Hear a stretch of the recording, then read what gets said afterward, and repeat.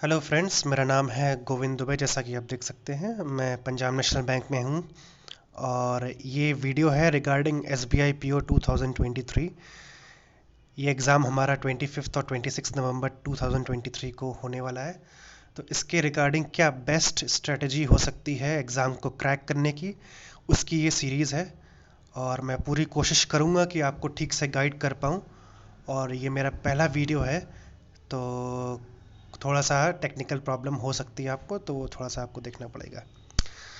चलिए बात करते हैं S B I P O की। S B I P O अब एक मंथ दूर ही है हम लोग का, एक महीने बाकी है करीबन उसमें।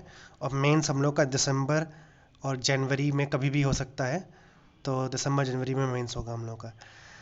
अब इसका एक स्ट्रेटजी का पूरा जो प्रोसीजर है मैं आपको बताता हूँ कि मैंने किस हिसाब से आपको स्ट्रेटजी बना के दी है। ये स्ट्रेटजी का पहला पार्ट होगा वीडियो का। इसमें सिर्फ मैं बेसिक चीज़ें, बेसिक बातें S B I P O के बारे में जो सबको जाननी चाहिए सिर्फ वही दूंगा।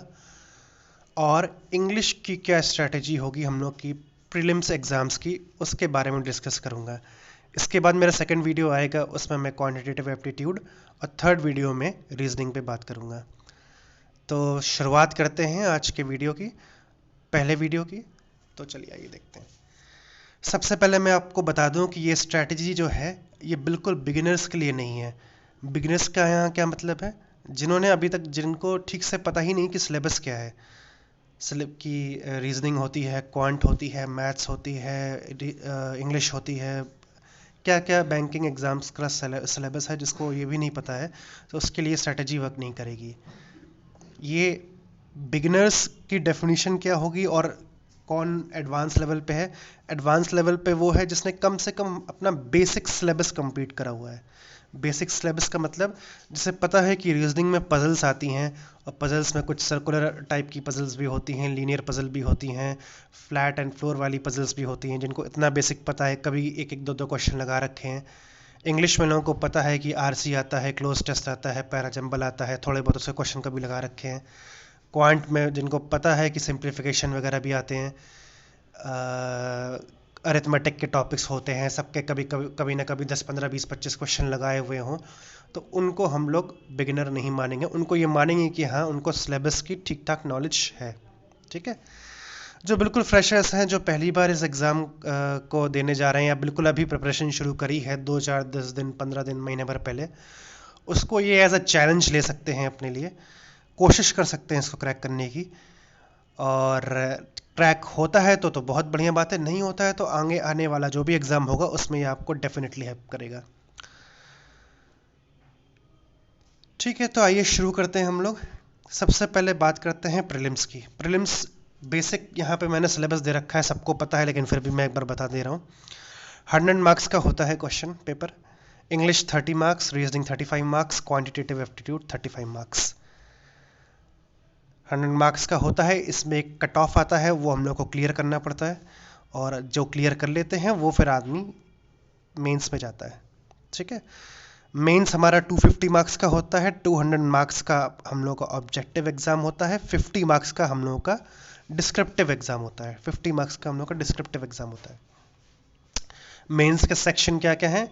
वही आपका जनरल और फाइनेंशियल अवेयरनेस, इकोनॉमी के बारे में बेसिक चीज़ें। 60 मार्क्स का ये आ रहा है, 50 क्वेश्चन हैं। ठीक है, ये बेसिक चीज़ें हैं, सिलेबस आपको पता है। इंग्लिश 40 मार्क्स की आती है। मैथ्स, जिसे मेंस में नाम दिया गया है डेटा एनालिसिस एंड इंटरप्रिटेशन, ये 50 मार्क्स की आती है।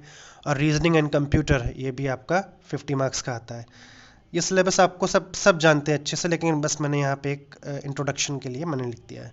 डिस्क्रिप्टिव हमारा 50 मार्क्स का आता है, इसमें 2 क्वेश्चन होते हैं। जो स्ट्रेटजी एक लंबा टाइम पीरियड लेके बनाई जाती है, लंबा टाइम पीरियड माने 6 मंथ्स की, वो स्ट्रेटजी अलग होती है। ये स्ट्रेटजी हम लोग की थोड़ी सी अलग होगी, क्योंकि हम लोग के पास टाइम कम है।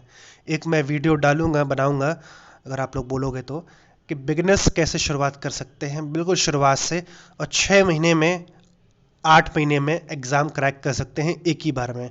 क्योंकि ये एग्ज़ाम्स ऐसे होते हैं कि अगर एक बार आदमी फंस जाता है इसमें, इसके चक्रव्यूह में फंस जाता है, तो फिर वो फंसा रह जाता है। उसे समझ में नहीं आता कि हम सिलेबस में दिक्कत है, मेरे प्रिपरेशन में दिक्कत है, कि लक का आप नहीं कर रहा, कि क्या दिक्कत है, कुछ समझ में नहीं आता है। ठीक है, तो ये अभी शॉर्ट स्ट्रेटेजी है उन लोगों के लिए जो थोड़ा बहुत जिनको बेसिक नॉलेज है सिलेबस की। ठीक है, चलिए अब बात करते हैं सबसे पहले जो बिगेस्ट प्रॉब्लम जिसको मैंने नाम दिया है, यहाँ पे देख सकते हैं स्कैम ऑफ बैंकिंग एग्जाम, या बिगेस्ट प्रॉब्लम जो स्टूडेंट्स फेस करते हैं एग्जाम में, स्पेशली बैंकिंग एग्जाम्स में, वो क्या है? सबसे पहला कट ऑफ, और दूसरा टेस्ट सीरीज, तीसरा देख सकते हैं आप न्यू पैटर्न क्वेश्चन। ये तीन चीज़ें हैं जो बहुत कॉमनली सुनाई देती हैं हम लोगों को। उसके बारे में डिस्कस कर लेते हैं, कौन कितना रिलेवेंट है, किसकी कितनी ज़रूरत है और किसका कितना रोल है। ये हम लोग यहाँ पे समझने की कोशिश करेंगे। सबसे पहले कट ऑफ। दिन भर यूट्यूब पे चिल्लाया जाता है cut off cut off cut off. Last year 59.50 गया था, तो इस ईयर 60 जाएगा ही जाएगा, इस ईयर 65 जाएगा, कंपटीशन बढ़ गया है, या नहीं जाएगा, कम लोगों ने अप्लाई किया है, 55 जाएगा। तो ये बहुत सारी वीडियोस बनते रहते हैं, एग्ज़ाम्स होते हैं, उसके बाद एनालिसिस दुनिया भर के होते हैं कि इतना कट ऑफ जाना चाहिए। तो मेरा मानना यही है कि सबसे पहले कट ऑफ शब्द जो है वो दिमाग से निकाल देना है हम लोगों को। कट ऑफ जैसी कोई चीज़ ये हम लोग प्रेडिक्ट कर ही नहीं सकते हैं कि कट ऑफ किस एग्ज़ाम की कितनी जाएगी, जो अल्टीमेट रियलिटी है। कट ऑफ वेरियस चीज़ों पे डिपेंड करता है जो हम लोग को नहीं पता हर साल वो किस हिसाब से हो रही हैं। तो वो चीज़ें हम लोग के हाथ में नहीं है, तो उस पर दिमाग नहीं लगाना है। हमें क्या लगाना है? लोग ऐसे ऐसे सजेशन देते हैं कि SBI PO का है या IBPS PO का एग्ज़ाम है तो 60-70 से ऊपर कट ऑफ क्यों जाएगी? कोई भरोसा नहीं, कभी IBPS PO SBI PO की कट ऑफ 80-85 भी जा सकती है, और जाने को 40-45 भी जा सकती है, depends upon the paper and vacancies. ठीक है, तो कट ऑफ शब्द पे बिल्कुल ध्यान नहीं देना। लास्ट ईयर 59.50 गया था, तो ज़रूरी नहीं कि इस बार भी 59 जाए या 65 जाए या 45 जाए, या कुछ भी पता नहीं। हमें अपना हर टॉपिक पे, हर सेक्शन पे पूरा कमांड करना है, पूरे ही मार्क्स लाने की कोशिश करनी है। ये ध्यान रखना, मार्क्स हमें पूरे ही लाने हैं, टारगेट पूरा ही करना है, जबकि लोग टारगेट पूरा कराते ही नहीं है। टारगेट ये है 60 है, आप 65 टारगेट कर लो, और 65 लाने के आदमी जब टारगेट करता है तो वो अल्टीमेटली 55-60 में लटक जाता है और प्रीलिम्स क्लियर नहीं हो पाता है। तो हम लोग टारगेट ही छोटा रखते हैं, हमेशा हम लोग को टारगेट रखना ही छोटा सिखाया जाता है। दूसरी चीज़ टेस्ट सीरीज। टेस्ट सीरीज का तो इतना वो बना हुआ है कि हर आदमी टेस्ट सीरीज, हर यूट्यूबर टेस्ट सीरीज चिल्लाता रहता है कि इसका टेस्ट सीरीज ले लो। मैं नाम नहीं लिख सकता पूरे सब टेस्ट सीरीज के, जैसे टेस्ट कॉपी का ले लो, गजेंद्रा का ले लो, गड्ढा 247 ले लो। अब समझ सकते हैं इनका नाम क्या है, एग्जैक्ट नाम क्या है। मैं किसी के भी खिलाफ नहीं हूँ कोई भी टेस्ट सीरीज़ के, लेकिन ये एक मार्केटिंग स्ट्रेटजी होती है कि मेरा कूपन कोड लगा लो, ये कर लो, वो कर लो, और आप रोज़ एक मॉक दो, रोज़ 4 मॉक दो, इससे आपका सिलेक्शन हो जाएगा। तो ये सिर्फ भ्रम है, क्योंकि सब लोग मॉक दे रहे हैं, सबको पता है, सब लोग मॉक लेते हैं और दिन भर मॉक ही देते रहते हैं, उनको कुछ भी लर्निंग नहीं हो पाती। अब बहुत से लोग मेरे से बोलेंगे कि UPSC में तो बहुत रोल है, क्या कहते हैं, मॉक टेस्ट का, टेस्ट सीरीज़ का, लेकिन आपको ये ध्यान रखना होगा, ये UPSC का एग्ज़ाम नहीं है, ये बैंक एग्ज़ाम है। इसमें आपके स्पीड पे नंबर हैं। आपका UPSC में जब आप टेस्ट सीरीज़ लगाते हो या इस तरह के एग्ज़ाम्स में टेस्ट सीरीज़ लगाते हो, तो वहाँ पे कहीं ना कहीं आपके फैक्ट्स इकट्ठा हो रहे हैं कि आपने मॉडर्न एम्पायर के बारे में टेस्ट सीरीज़ में क्वेश्चन आया तो आपने उसको लिख लिया, उसको याद कर लिया कि अच्छा ऐसे भी क्वेश्चन बन सकता है, या ये इंपॉर्टेंट क्वेश्चन है, या प्रीवियस ईयर क्वेश्चन रिपीट होते हैं उसमें, वो अलग चीज़ है। आपको यहाँ सिर्फ स्पीड पे फोकस करना है, और स्पीड का टेस्ट सीरीज से कोई लेना देना नहीं है। किस तरह से इसको यूज़ करना है, क्या यूज़फुल मॉक्स बिल्कुल नहीं है, ऐसा नहीं है। किस तरह से उसको अप्रोच करना है, मॉक्स को अपनी प्रिपरेशन का आधार नहीं बनाना है, मेरा कहने का मतलब ये है। Concept is ultimate. अगर आपके कॉन्सेप्ट्स क्लियर हैं तो आप बिल्कुल अच्छे से कर सकते हो। आपने जब शुरुआत करी होगी तो आपने ABCD जब सीखा होगा तो आपने ये नहीं करा होगा कि ABCD सीख लिया, लाइए उसका टेस्ट देते हैं, ABCD बार बार टेस्ट देना। टेस्ट से नहीं, आपने बार बार उसको याद किया, बार बार याद किया, और आपकी स्पीड बढ़ गई ABCD। आपने वो मॉक लगा के तैयार नहीं किया था, या टेबल्स जब बचपन में 2 का लर्न किया होगा तो आपने उसे मॉक लगा के परफेक्ट नहीं किया होगा। तो कॉन्सेप्ट किंग है, कॉन्सेप्ट अल्टीमेट है, प्रैक्टिस अल्टीमेट है। और किस तरह से करनी है, मॉक्स को आधार नहीं बनाना है। मॉक्स को कैसा क्या यूज़ करना है मैं बताऊंगा अभी। और एक तीसरी चीज़ बड़ा मार्केट में चलती है, यूट्यूब पे बहुत वीडियोस पढ़ते हैं इसके ऊपर, न्यू पैटर्न क्वेश्चन। सब कोचिंग इंस्टीट्यूट शुरू हो जाते हैं, न्यू पैटर्न क्वेश्चन, अरिथमेटिक में वेरिएबल बेस्ड क्वेश्चन आ गए, पजल में ये हो गया, इंग्लिश में इस तरह के नए क्वेश्चन आ गए। न्यू पैटर्न क्वेश्चन आते हैं, पूछने का तरीका अलग होता है, लेकिन जिसने सिर्फ मॉक टेस्ट लगाया होता है, पर्टिकुलर टाइप के ही क्वेश्चन लगाए होते हैं और अपने कॉन्सेप्ट पे ध्यान नहीं दिया होता है, वो लोग बच्चे क्वेश्चन पेपर में फंस जाते हैं। तो हमें कॉन्सेप्ट पे ध्यान देना है। क्वेश्चन चाहे ऐसे पूछे चाहे वैसे पूछे, जिस तरह से भी पूछे, हम हमेशा उसको आंसर कर सके। ठीक है, तो आइए शुरू करते हैं। अब हम लोग आइए बात करते हैं सबसे पहले most important section of banking exam, English के बारे में, जिसका लेकर बहुत ज़्यादा हवा बना हुआ है मार्केट में कि इंग्लिश बहुत डिफ़िकल्ट आती है, कैसे करना है, क्या नहीं करना है। देखिए, इंग्लिश अलग चीज़ हो गई, इंग्लिश की नॉलेज, इंग्लिश लैंग्वेज अलग चीज़ हो गई, और जो एग्ज़ाम में इंग्लिश आती है वो अलग चीज़ हो गई। तो इसको कैसे प्रिपेयर करना है, क्या प्रैक्टिकल अप्रोच है, उसको पे बात करते हैं। देखिए, अगर आप बिल्कुल बेसिक लेवल पे हैं, बेसिक लेवल का मतलब मेरा है कि आपको इंग्लिश बिल्कुल भी नहीं आती, मतलब बिल्कुल इन द सेंस कि आप बस किसी तरह एग्ज़ाम्स में अपने क्लास 10th-12th में पास होते रहे हैं, या आप जब मॉक देते हैं या कभी कोई एग्ज़ाम आपने दिया हो तो आपके 30 में से 10-12 नंबर आते हो मुश्किल से, या 8-9 नंबर आते हो, तो आपके लिए एक लंबी स्ट्रैटेजी प्लानिंग पूरी मुझे देनी पड़ेगी। 4 से 6 मंथ लगेगा उसमें आप शॉर्ट में नहीं कर सकते। मीडियम लेवल मतलब जो बेसिक है, मतलब 15-17 नंबर के आसपास आ जाते हैं, जिनके पीओ लेवल एग्ज़ाम्स में 15 तक करीबन आ जाते हैं, आधे नंबर आ जाते हैं, उनके लिए ये स्ट्रैटेजी काम करेगी। जो बिल्कुल 8-10 नंबर जिनके आते हैं, जिनकी इंग्लिश वीक है थोड़ा, उनके लिए स्ट्रैटेजी काम नहीं करेगी, उनके लिए मैं अलग से स्ट्रैटेजी बना के दूंगा। अब मीडियम लेवल, अब सबसे पहली चीज़ तो यहाँ पे मीडियम लेवल के लिए है कि लोग टारगेट 30 on 30 बताते नहीं हैं। आपको टारगेट हमेशा इंग्लिश में, क्योंकि मोस्ट स्कोरिंग सब्जेक्ट है आपका IBPS PO और SBI PO दोनों में। इंग्लिश अगर परफेक्ट है आपकी, तो इस एग्ज़ाम को क्रैक करने से कोई नहीं रोक सकता आपको। इंग्लिश परफेक्ट होनी चाहिए इंग्लिश में, और पूरा ही टारगेट करना है, 30 में 30 ही टारगेट करना है। आप बहुत, अगर पेपर ख़राब चला जाता है तो आप 25+ ईजिली स्कोर कर लोगे, लाए जा सकते हैं नंबर, लोगों के आते हैं। और ऐसा नहीं है कि वो इंग्लिश में बहुत ज़्यादा पंडित हैं या बहुत उनकी इंग्लिश अच्छी है, सिर्फ एक प्रॉपर स्ट्रैटेजी और प्रॉपर प्रैक्टिस और राइट डायरेक्शन में प्रैक्टिस से वो आराम से नंबर ले आते हैं। अब प्रॉपर स्ट्रैटेजी क्या होनी चाहिए, क्या नहीं होनी चाहिए, देखिए हम लोग बात करते हैं।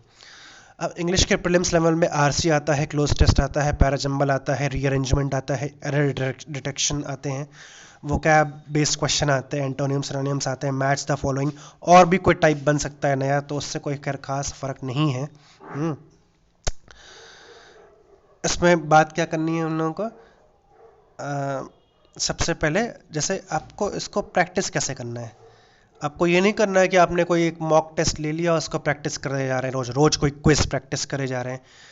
क्विज के खिलाफ नहीं है, लेकिन क्विज में आप लर्निंग नहीं हो पाती है। आप उसमें बहुत से टाइप के क्वेश्चन होते हैं, आप कुछ लर्न नहीं कर पाते हैं नया, और याद रखना मुश्किल भी होता है कि अचानक से एक एंटोनियम का क्वेश्चन आ गया, अचानक से एक रीअरेंजमेंट का क्वेश्चन आ गया, 3-4 एरर डिटेक्शन के क्वेश्चन आ गए, 2-3 क्लोज टेस्ट के क्वेश्चन आ गए, तो वो थोड़ा सा मुश्किल काम होता है। आपको करना क्या है, आपको टेलीग्राम का बहुत अच्छे से यूज़ करना है। टेलीग्राम बहुत सही से आप यूज़ करेंगे। टेलीग्राम में क्या करेंगे, जैसे RC है, आप कहीं से भी 50 सेट ढूंढ लीजिए, RC के 50, 100, 150, 200, जितनी आपकी एबिलिटी है, जितनी कैपेसिटी है, आप कर सकते हो। सिर्फ आपको ढूंढना है, एक अपना फोल्डर बना लीजिए, या आप लैपटॉप है या फ़ोन है, जैसे भी है, जहाँ कहीं पे भी एक जगह सेव कर लीजिए। क्या करना है, RC के 50 सेट। अब आप कहाँ RC के 50 सेट है, मैं ओरली बता देता हूँ। आप विशाल परिहार सर जो हैं, इंग्लिश पढ़ाते हैं काफ़ी अच्छी, उनके बहुत सारे PDFs टेलीग्राम पे हैं, अगर आप ढूंढेंगे तो आपको मिल जाएंगे विशाल परिहार सर के। तो उसमें उनकी एक ई-बुक टाइप की है, जिसमें RC काफ़ी सारे दे रखे हैं, और RC के बहुत सारे PDFs आते हैं, बुक्स मिल जाएंगी, शॉर्ट बुक्स मिल जाएंगी, ई-बुक्स टेलीग्राम पे फ्री ऑफ कॉस्ट। उसको एक जगह निकाल के रख लीजिए, ठीक है, कहीं भी सेव कर लीजिए। सिमिलरली क्लोज टेस्ट के कुछ 100, 150, 200 सेट्स, पैराजंबल्स के 100, 150, 200 सेट्स, ये सिर्फ मैंने नाम के लिए लिखा है आपका। रीअरेंजमेंट के 100 सेट, एरर डिटेक्शन के 500 क्वेश्चन, वोकैब बेस्ड, ये देखिए वोकैब बेस्ड को आप प्रैक्टिस चाहे जितना कर लें, वो आता है तो आता है, नहीं आता तो नहीं आता। इसका ये मतलब नहीं प्रैक्टिस कर नहीं करेंगे। आप जब भी जो प्रैक्टिस में आपका वोकैब आएगी, उसको बस एक बार देख लेंगे गूगल पे, इसका मीनिंग क्या होता है, सेंटेंस के हिसाब से मीनिंग क्या होता है। फिर जब आप इसको रिपीट करेंगे, कई बार रिपीटेड प्रैक्टिस करेंगे आप, तो वो आपके कहीं ना कहीं सबकॉन्शियस माइंड में वो वर्ड फीड हो जाएगा, और आप उसको मार्क कर पाएंगे एग्जाम में। तो ठीक है, आपने विशाल परिहार सर और निमिषा बंसल मैम इन दोनों के बहुत सारे पीडीएफ्स पड़े हुए हैं टेलीग्राम पे। आप उनको ढूंढ लीजिए, एक कॉपी बनाइए और आपको क्या करना है, पहले सेक्शनल प्रैक्टिस करनी है। मतलब आज अगर आप बैठे 50 सेट या 100 सेट आपने ढूंढ रखे हैं आरसी के, तो आज ही आप 10, 15, 20, 25 सेट लगा डालिए पूरा। सिर्फ आज जैसे आज के आपके टाइम टेबल में जो भी इंग्लिश पढ़ने का टाइम है, तो इंग्लिश में सिर्फ आरसी को दीजिए आज का दिन 10, 15, 20, 25। जब आप 10, 15, 20, 25, 50 आरसी एक साथ लगाएंगे तो आपको समझ में आएगा, अच्छा इस तरीके से क्वेश्चन सॉल्व होता है, अच्छा इसमें ये इस तरह से देखा जाता है। तो आपका एक कॉन्सेप्ट बन जाएगा पूरा आरसी में। अच्छा आरसी सॉल्व कैसे करते हैं, कैसे ढूंढते हैं क्वेश्चन को, क्वेश्चन पहले पढ़ते हैं कि पैराग्राफ पहले पढ़ते हैं कि एंटोनिम सिनोनिम कैसे अंदाज़ा लगाते हैं। और जो एंटोनिम सिनोनिम आपके पास आए बस उसको एक बार देख लीजिए गूगल पे, वो अपने आप याद हो जाएगा। जब आप कई बार प्रैक्टिस करेंगे वो वर्ड्स कहीं ना कहीं मिलने लगते हैं आसपास, उसी तरह के वर्ड्स। ठीक है, अब आप ये नहीं बोलने जा रहा कि आप वो कैप की बुक ले लीजिए और रूट वर्ड ले लीजिए, वो एक लॉन्ग टर्म प्रैक्टिस है, वो आप कर सकते हैं। इंग्लिश में आप अच्छे हो जाएंगे जब आपके पास एक टाइम है 6 महीने 8 महीने का, तब आप वो कोशिश कर सकते हैं। तो जैसे आज आपने आरसी लगाया, अगले दिन आपने बहुत सारे क्लोज टेस्ट के क्वेश्चन लगा डाले, बहुत सारे। अगले दिन आपने खूब सारे पैराजंबल्स के क्वेश्चन लगा डाले, फिर रीअरेंजमेंट के क्वेश्चन लगा डाले, एरर डिटेक्शन के खूब सारे क्वेश्चन लगा डाले। आपको दिखा कि कहाँ आईएनजी लगता है, कहाँ फर्स्ट फॉर्म, कहाँ सेकंड फॉर्म। सिर्फ उसका सोल्यूशन देखते जाइए, लगाइए, देखिए क्या गलत है और सही क्या है और सही क्यों है, बस इतना। उसको याद करने की या बहुत ज़्यादा लिखने की ज़रूरत नहीं है। आप एक कॉपी बना सकते हैं शॉर्ट में थोड़ा लिखने के लिए, कुछ थोड़ा अच्छा लगे आपको, बार बार रिपीट हो रहा है वो रूल, इस तरह का कुछ अगर आपको मिल रहा है तो आप लिख सकते हैं। तो इस तरह आप डे 1 ये लगाएंगे, डे 2 ये लगाएंगे, डे 3, डे 4, डे 5, डे 6, ये बेसिक कुछ टॉपिक्स हैं, इनको आप लगाएंगे। तो आपकी पकड़ हो जाएगी पट्टे हर टॉपिक पे, पैराजंबल पे भी, रीअरेंजमेंट में भी, एरर डिटेक्शन में भी।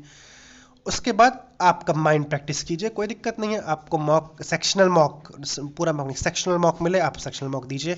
आप सेक्शनल पीडीएफ मिले पूरा 30 मार्क्स का, एक पूरा जो आपका टेस्ट पेपर होता है वो कहीं मिले, उसको दीजिए। और कहीं से भी जहां आपको बहुत सारे क्वेश्चन कंबाइंड कहीं से मिल जाए तो आप उसको दीजिए, कोई दिक्कत नहीं है फिर। तो पहले आपको इसमें कंबाइंड प्रैक्टिस करनी कब है, जब आप सेक्शनल प्रैक्टिस में परफेक्ट हो जाएं। ठीक है, आप मेरे हिसाब से क्लियर हो गया होगा। और कुछ चीज़ें आइए हम लोग देख लेते हैं इसके बारे में। इंग्लिश अटेम्प्ट कैसे करनी है एग्जाम में, ये तो हमने आपको प्रिपरेशन का तरीका बता दिया। ठीक है, इंग्लिश एग्जाम में अटेम्प्ट कैसे करनी है। इंग्लिश को देखिए मैंने 3 पार्ट में बांटा है, 5 मिनट्स, 10 मिनट्स, 5 मिनट्स, 20 मिनट्स का आपका पास सेक्शनल टाइम होता है। शुरुआत के 5 मिनट, जब आप बिल्कुल प्रो हो जाएंगे इंग्लिश में तो आपको कोई फ़र्क नहीं पड़ता है इस स्ट्रेटेजी से, आप अच्छे से जो पहले क्वेश्चन से आप शुरू कर देंगे। ठीक है, लेकिन शुरुआत में आप प्रैक्टिस इसी तरह से कीजिए जैसे हम बताने की कोशिश कर रहे हैं। 5 मिनट में इजी क्वेश्चंस अपना देख लीजिए। जैसे शुरुआती में क्वेश्चन में 1 अगर आरसी आ गया है, पैराजंबल आ गया, तो उसको हमें नहीं छूना है। क्यों? क्योंकि ये थोड़े रीडिंग बेस्ड क्वेश्चन होते हैं, इसमें कंसंट्रेशन होना चाहिए आपका। जब तक कंसंट्रेशन नहीं होगा आपका तब तक आप उसको नहीं कर पाएंगे। तो 5 मिनट में शुरुआत में आपको इजी क्वेश्चंस देखने हैं, इजी क्वेश्चंस मार्क करने हैं। जैसे फर्स्ट पे आरसी या पैराजंबल आ गया तो वो वहाँ पे छोड़ दीजिए, 8, 9 जहाँ तक क्वेश्चन पे जाएगा वो। 10th से आपको इजी क्वेश्चन मिल गया तो इजी क्वेश्चन देखिए, इजी क्वेश्चन करिए। 5 मिनट में आपने जितने भी इजी क्वेश्चन आपने टारगेट कर लिए हो गए। उसके बाद मिडिल में टाइम होता है आरसी और पैराजंबल का, क्योंकि ये प्योरली रीडिंग बेस्ड क्वेश्चंस होते हैं। इस तरह के जो भी रीडिंग बेस्ड क्वेश्चन है उसको आपको बीच के टाइम में करना है, ये ना लास्ट में करना है ना बिल्कुल शुरुआत में करना है, वरना आप कॉन्शियस हो जाओगे, नर्वस हो जाओगे। तो आरसी और पैराजंबल्स आप बीच में उसको आप बनाने की कोशिश करिए, और लास्ट में 5 मिनट में जो आपका रिमेनिंग बचा हुआ है, जो भी आपका क्वेश्चन बचे हुए, पूरे 30 on 30 क्वेश्चन करना है अटेम्प्ट करने की। वही क्वेश्चन नहीं करना है जो आपको 100% नहीं आता। जैसे कोई सिनोनियम है, एंटोनियम है, अगर आप, अभी मैं बताऊंगा कैसे उसको अटेम्प्ट करना है, अगर आपको नहीं भी आता है ठीक से थोड़ा बहुत, आखिरी के 5 मिनट में आपको रिमेनिंग क्वेश्चंस और रिवीजन मतलब कुछ क्वेश्चन आपको 2, 4, 5 ऐसे लगेंगे कि शायद थोड़े से 50-50 वाला केस है, तो उसको एक बार आप दोबारा देख सकते हैं, टाइम बच जाता है। अगर आप ठीक से प्रैक्टिस कर रहे हैं तो 20 मिनट्स के टाइम में आप 17 मिनट्स में आराम से इंग्लिश बना सकते हैं। 2 से 3 मिनट बच जाते हैं हमेशा, अब अगर आपकी प्रैक्टिस ठीक से है तो। ठीक है, अब आपको करना कैसे क्वेश्चन, आपने सब पढ़ लिया, आपने टॉपिक वाइज बहुत सारी प्रैक्टिस कर ली, कोई दिक्कत नहीं। आपने सेक्शनल पढ़ लिया बहुत सारे, कोई दिक्कत नहीं। सेक्शनल मॉक लगा लिए, कोई दिक्कत नहीं। आपने ये स्ट्रैटेजी भी देख ली कि भाई पहले इजी क्वेश्चन 5 मिनट में करने हैं, फिर 10 मिनट में रीडिंग बेस करने हैं, फिर रिमेनिंग क्वेश्चंस और रिवीजन जो आपने मार्क कर रखे हैं कि मुझे ये शायद डाउट हो वो करने हैं। उसके बाद एग्जाम पेपर में उस 20 मिनट्स में आपको हर क्वेश्चन को अप्रोच कैसे करना है। फॉर एग्जाम्पल, जैसे आपकी बहुत सारे ग्रामर बेस्ड एक्सरसाइज हैं, ठीक है, कोई फिल इन द ब्लैंक्स है, कोई क्लोज टेस्ट है कि ये सेंटेंस दे रखा है, बीच में गैप है और ये दे रखा है, ठीक है, यहाँ पे सेंटेंस दे रखा है, यहाँ पे इसके 5 ऑप्शन आपको दे रखे हैं, फॉर एग्जांपल ये A B C D E, ठीक है। तरीका क्या है, आप इसमें ये ढूंढ लीजिए कि कौन सा ऑप्शन बिल्कुल नहीं हो सकता। ये हर आदमी कर सकता है, जितनी भी वीक इंग्लिश होगी वो ये तो पक्का बता देगा कि भाई इस ऑप्शन में, इस क्वेश्चन में ए तो और ई तो बिल्कुल ही नहीं हो सकता है। ये मिनिमम हर बच्चा 2 बता सकता है, मिनिमम मिनिमम। और कोई थोड़ा सा भी ठीक है तो वो 3 क्वेश्चन आराम से एलिमिनेट कर ले जाएगा, ठीक है। फिर जो 2 ऑप्शन आपके पास बचे, या कभी कभी 3 भी बच सकते हैं आपके पास, उस ऑप्शन को यहाँ पे रख के फिट करने की कोशिश करनी है कि आपने बी लगा के सेंटेंस को कंप्लीट करने की कोशिश करी, क्वेश्चन सही लगा। अब जब आप रिपीटेड प्रैक्टिस कर रहे होंगे, रीडिंग कर रहे होंगे, तो आपको समझ में आने लगेगा कि ये क्वेश्चन ये सही है, ये सेंटेंस सही है, इसमें गलती नहीं है। बी लगा के देखिए, सी लगा के देखिए, डी लगा के देखिए, जो भी 2-3 ऑप्शन आपके पास बच रहे हैं, जो उसमें मोस्ट आपको सूटेबल लगेगा उस क्वेश्चन को आपको टिक मारना है, बिना ये डरे कि ये गलत हो जाएगा। गलत के चक्कर में इंग्लिश में 100% एक्यूरेसी किसी की नहीं होती है। सब कहीं ना कहीं एक तरह की प्रैक्टिस है ये, यही प्रैक्टिस से ही लोग मार्क्स लाते हैं। कोई 100% श्योर होकर के, चाहे जितनी अच्छी इंग्लिश हो, वो नहीं कह सकता कि उसने 28 क्वेश्चंस करे और 28 सारे के सारे सही हैं। वो भी कहता है कि 28 में मैं 20 का राउंड सही होंगे, 7-8 क्वेश्चन में डाउट है। तो आपको वो रिस्क लेना पड़ेगा। 100% आप नहीं कर सकते, इसमें 100% नहीं कर सकते, ठीक है। आपको पूरा इसमें एलिमिनेशन टेक्निक जो है, ये इंग्लिश में अल्टीमेट टेक्निक है। आप चाहे जितना आता हो आपको अच्छे से, आप क्वेश्चन पढ़िए, चाहे अच्छे से अपनी जितनी प्रैक्टिस, यही आपको प्रैक्टिस एग्ज़ाम में जब आप कर रहे होंगे तो भी फॉलो करनी है, और जब आप प्रैक्टिस कर रहे होंगे, क्लोज टेस्ट प्रैक्टिस कर रहे हैं, आप एंटोनियम सिनोनियम्स प्रैक्टिस कर रहे हैं, आप मैच द फॉलोइंग प्रैक्टिस कर रहे हैं, एरर डिटेक्शन प्रैक्टिस कर रहे हैं। एरर डिटेक्शन है फॉर एग्जांपल ABCDE 4 पार्ट में किस में एरर है, आपने देख लिया ए तो बिल्कुल परफेक्ट है, उसमें कोई गलती नहीं है, ई में भी गलती नहीं दिख रही, और मुझे बी में पता है दिक्कत नहीं, सी और डी में तो कहीं दिक्कत है। तो पूरा आपको जो सही लगे उसमें आपको टिक मारना है, क्वेश्चन को छोड़ना नहीं है। 100% इसमें एक्यूरेट कोई नहीं होता, मैं बार बार रिपीट कर रहा हूँ, ठीक है। तो ये रही बात इंग्लिश की। अगर इसमें आपको कुछ डाउट है, कुछ और पूछना है, कहाँ से क्या करना है, तो आप मेरे इस पे नीचे कमेंट कर सकते हैं। और ये मेरा मैंने कोशिश करी है, पहला वीडियो है मेरा, कि जितना अच्छे से दे सकूँ। कुछ बैकग्राउंड अगर नॉइस हो रहा हो तो वो धीरे धीरे मैं इम्प्रूव करने की कोशिश करूँगा। और इसका सेकंड पार्ट में हम लोग मिलेंगे, अगर आप लोग का रिस्पांस ठीक रहा, कि क्वांट को हम लोग कैसे अप्रोच करेंगे। तब तक के लिए आप अच्छे से पढ़ते रहिए और कोशिश करिए कि इसी साल आप SBI PO क्रैक करें। आपको ये ध्यान रखना होगा कि ultimate practice is the key, और हार्डवर्क का कोई शॉर्टकट नहीं होता। आपको दिन रात इसी के बारे में सोचना पड़ेगा और भिड़ना पड़ेगा। आपको ये अपना पैशन भी और अपना एक तरह से गोल, अल्टीमेट गोल, हमेशा इसी को रखना पड़ेगा, तभी आप क्रैक कर पाएंगे, ठीक है। और बातें हम लोग अगले वीडियो में करेंगे। Okay, thank you.